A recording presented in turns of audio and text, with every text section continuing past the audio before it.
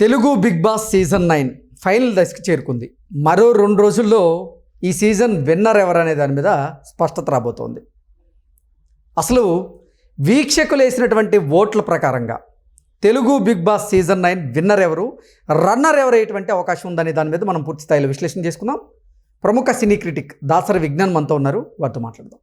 విజ్ఞాన్ గారు, హాయ్ అండి. నమస్తే.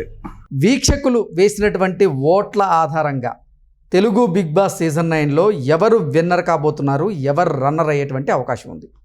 యాక్చువల్గా చెప్పాలంటే ఈ సీజన్ మొత్తాన్ని భ్రష్టు పట్టించింది, సర్వనాశనం చేసింది ప్రేక్షకులే. ఓకే, సీజన్ 2 నుంచి వీళ్ళు ఏం చూస్తున్నారో, ఎందుకు చూస్తున్నారో, ఏ యాంగిల్లో చూస్తున్నారో తెలియట్లా. నెక్స్ట్ హాట్స్టార్ అంతటా ఒకలాగానే వస్తుందా, లేకపోతే ఒక్కొక్కడికి ఒక్కోలాగా చూపిస్తుందా బిగ్ బాస్ ఎపిసోడ్స్ అనేది డౌట్ వస్తుంది. ఎందుకు రీజన్ చెప్తా నేను. ఇప్పుడు లాస్ట్ సీజన్ జై జై కిసాన్ అన్నారు, ఇప్పుడు జై జవాన్ అంటున్నారు. మన దగ్గర ఉన్న ఇది ఒకటే, ఏంటో ఊరికి ఒక్కరు మాట మాట్లాడగానే అందరు గొర్రెలా వాళ్ళ వెనకాల వెళ్ళిపోతూ ఉంటారు. ఇప్పుడు సీజన్ 2లో ట్రోఫీ కౌశల్కి ఇచ్చిన విన్నర్ మాత్రం గీతా మాధురే. జస్ట్ అట్లా చూపించారు, సరే చావండి అని దాంట్లో టీవీలో అట్లా చూపించి వదిలేశారు. అది ఆయన కూడా పాపం బాధపడ్డాడు. కానీ చెయ్యెత్తి హే అని నాని చెయ్యెత్తింది ఎవరు, అన్నది గీతా మాధురి. ఎందుకు అట్లా ఓట్లు పడుతున్నాయో తెలియట్లా. అంటే సీజన్ 2లో ఆడియన్స్ తీసుకున్న నిర్ణయం ఏంటంటే గ్రూపిజం. ఇప్పుడు ఎవరు తేజస్వి మదివాడ, భాను, తనీష్, సామ్రాట్ వీళ్ళందరూ గ్రూపు అని పోర్ట్రే అయ్యింది. ఓకే, గ్రూప్ని మనం ఎంకరేజ్ చేయొద్దు అని అప్పుడు డిసైడ్ అయ్యారు. ఇప్పుడు ఈ సీజన్కి వచ్చేసరికి గ్రూప్ని ఎంకరేజ్ చేస్తున్నారు. అంటే ఉల్టా అయిపోయింది. ఈ సీజన్ స్టార్టింగ్ కూడా ఈ అగ్ని పరీక్ష నుంచి వచ్చిన వాళ్ళందరూ ఉన్నారు కదా, ఆ టీం మొత్తం అందరు కలిసి ఆడుతూ ఉండేవాళ్ళు. అందరు డెసిషన్ ఒకటే ఉండేది, అందరూ ఒకరి మాట ఒకరు వినేవాళ్ళు స్టార్టింగ్ లో. అప్పుడు ఏం చేశారు, అమ్మో ఈ గ్రూపిజం మళ్ళీ స్టార్ట్ అయిందని చెప్పేసి ఒక్కొక్కరిని తరివేయడం స్టార్ట్ చేశారు. అందరిని తరిమేశారు చాలా హ్యాపీగా. నెక్స్ట్ ఇప్పుడు ఈ సీజన్ లో మళ్ళీ అంటే మొన్నటి వరకు బయటపడలా, కానీ మళ్ళీ గ్రూపే బయటపడింది. ఇమాన్యుయల్, తనుజ అండ్ జై జవాను, ఇంకొకటి అబ్బాయి పేరేంటి డెమాన్ పవన్. ఈ నలుగురు ఒక గ్రూప్ అనేది అర్థమైపోయింది. సంజన ఒకతే సింగిల్. ఓకే, ఈ సీజన్ ఫస్ట్ నుంచి చూసుకున్నా సరే. అండ్ భరణి తన కన్నింగ్నెస్ బయటపడేసరికి ఎలిమినేట్ అయ్యాడు. సుమన్ శెట్టి అంటే ఒక వీక్ రీతు ఎలిమినేషన్ టైంలో రీతు కన్నా బాగా ఆడాడు కాబట్టి టికెట్ ఫినాలేకి ఈయన ఉంటే బాగుండు అని అనిపించింది జనాలకి. తర్వాత వీక్ సరిగ్గా ఆడలేదు కాబట్టి పోయాడు, అంతే. నౌ వాట్ హ్యాపెన్, ఈ రోడ్ టాస్క్ ఒకటి వచ్చింది, రోడ్ వేసే టాస్క్. డెమాన్ పవన్ అండ్ జై జవాన్ ఆడారు ఇద్దరు. ఇక్కడ ఏమైంది, జమాన్ పవన్ అమ్మో నాకు నడుము నొప్పి నా వల్ల అవ్వట్లేదని మెల్లిమెల్లిగా ఆడి అతని ఆట పూర్తి అయ్యేంత వరకు ఇతను ఆడి నాకు నడుము నొప్పి అని తన్ని గెలిపించాడు. ఓకే, నిజంగానే నడుము నొప్పి ఏమో అనుకున్నాం. బిగ్ బాస్ కూడా ఒక కుర్చేసి ఇలా కూర్చోబెట్టాడు. సరేలే నడుము నొప్పి. ఆ తర్వాత టాస్క్లకి ఆ నడుము నొప్పి అడ్డు రాల. మళ్ళీ ఇమీడియట్లీ మళ్ళీ సుమన్ శెట్టితో రౌండ్స్లో అవి పేర్చుకుంటూ వెళ్ళాలి. సుమన్ శెట్టి దగ్గర 2 ఉన్నాయి, అయినా సరే అతను అటాక్ చేసాడు. ఈయన అన్ని స్విమ్మింగ్ పూల్ దగ్గర పెట్టాడు. ఈ జవాన్ వెళ్ళి అవి తీసుకోవచ్చు చెప్తున్నారు కూడా, అందరు వెళ్ళి తీసుకొని విన్ అవుతావు అంటే లేదని చెప్పి వాడిని గెలిపించాడు. అక్కడ అర్థమైంది ఓహో ఇద్దరు అని. నెక్స్ట్ భరణి అండ్ వర్సెస్ పవన్తో అది పేర్చే ఒక టాస్క్ వచ్చింది. అక్కడ నడుము నొప్పిల, వీకెండ్ డ్యాన్సుల్లో నడుము నొప్పిల, పొద్దున పాటేస్తే నడుము నొప్పిల, ఆ రోడ్డు టాస్క్ లో మాత్రమే నడుము నొప్పి వచ్చింది వాడిని గెలిపించడానికి. అంతే. ఆ తర్వాత నెక్స్ట్ వాడి జోలికి వస్తే నేను నీ జోలికి రావాల్సి ఉంటది అని ఒక డైలాగ్ వదిలాడు ఈ జవాన్ అబ్బాయి ఇతనికి, ఎవరు సంజనాకి ఒక రోజు. అంటే అక్కడ అర్థమైపోయింది ఓహో వాడి కోసం వీడు ఆడుతున్నాడు. నెక్స్ట్ తనూజ టికెట్ ఫినాలే టైంలో ఆమె చేసిన డ్రామా ఇంత అంత కాదు, ఈమె నడిపించుకుంటూ ఆయన ఉన్నాడు.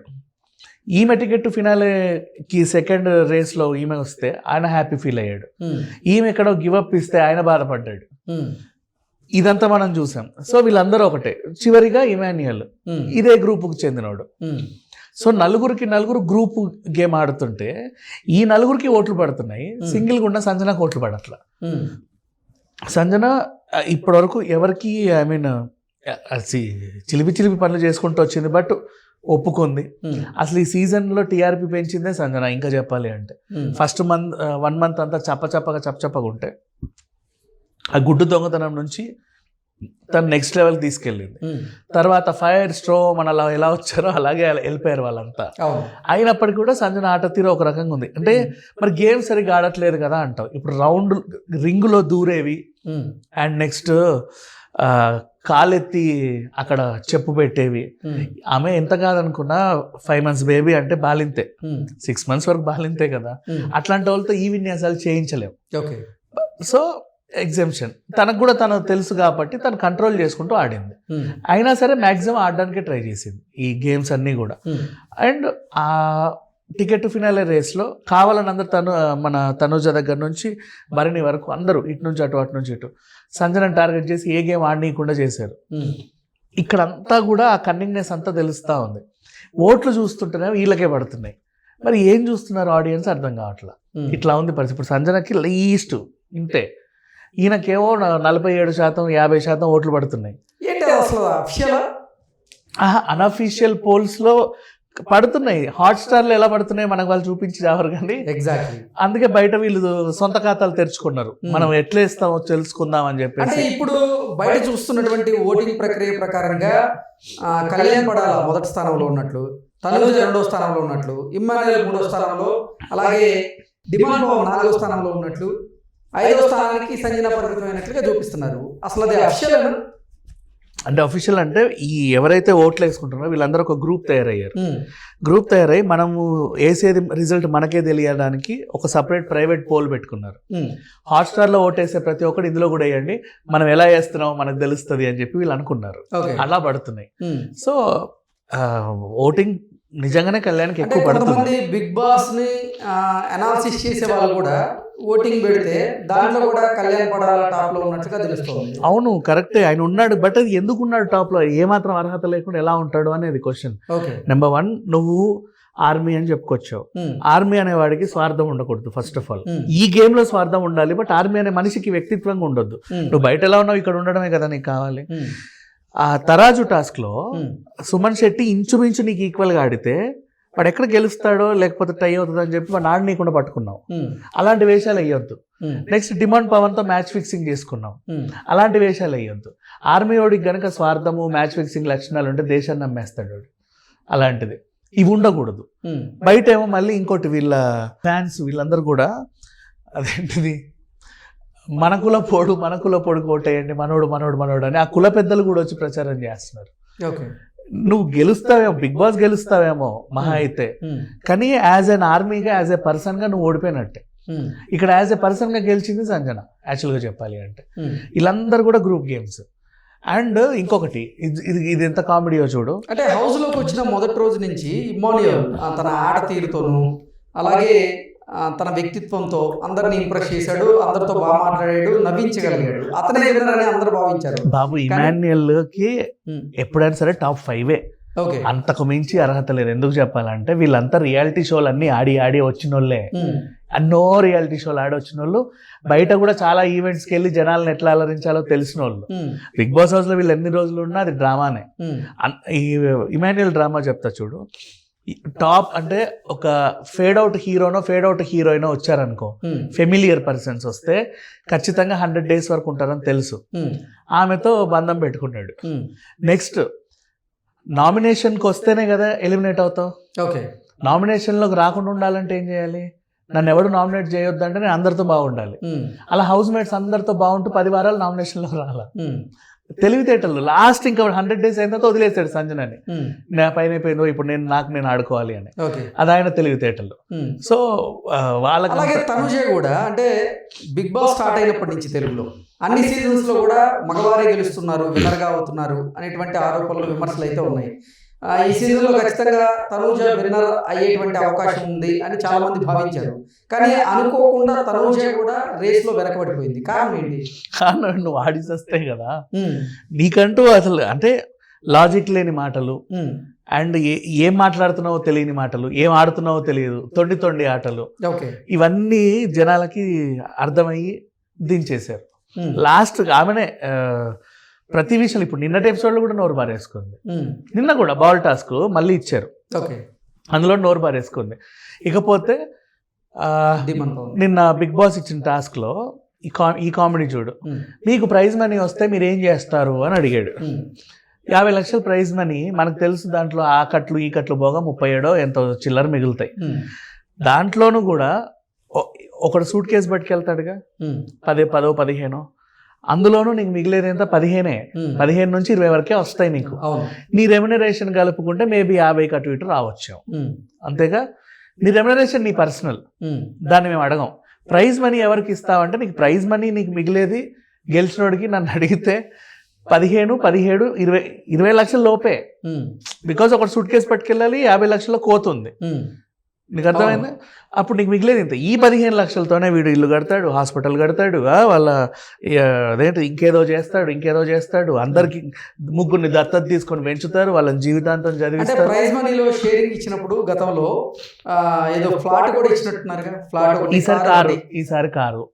సరే నీ గిఫ్ట్లు నువ్వే ఉంచుకో, నేను ఎవడొద్దన్నట్టు నీ రెమ్యునరేషన్ నువ్వే ఉంచుకో. ప్రైజ్ మనీని ఎవరికి ఏం చేస్తావంటే నీకు ఎంత మిగులుద్దో తెలీదా, దాన్ని పట్టుకొని నువ్వు అది వచ్చేది ఇంత, మీ కోరికలేమో ఇంత, మీరు చేసే దాన ధర్మాలు అంత. అండ్ గతంలో ప్రైజ్ మనీని నేను రైతుల కోసం ఉపయోగిస్తా అని చెప్పిన ఒక కంటెస్టెంట్ అతను ఉపయోగించలేదు అంటూ చాలా మంది దాన్ని నేను లాజికల్ కూడా చెప్తా చూడు. ఆ అబ్బాయి రైతు, నేను ఈ ప్రైజ్ మనీ రైతులకు ఇస్తా అన్నాడు. వాళ్ళ అమ్మకు ఒక గాజులో వాళ్ళ నాన్నకు ఏదైనా కొనిచ్చాడే అనుకో ఫర్ ఎగ్జాంపుల్, వాళ్ళు కూడా రైతులే కదా, వాడు తిన్నా అది రైతే కదా, వాడు కూడా రైతే కాబట్టి లాజికల్ గా ఓకే అది.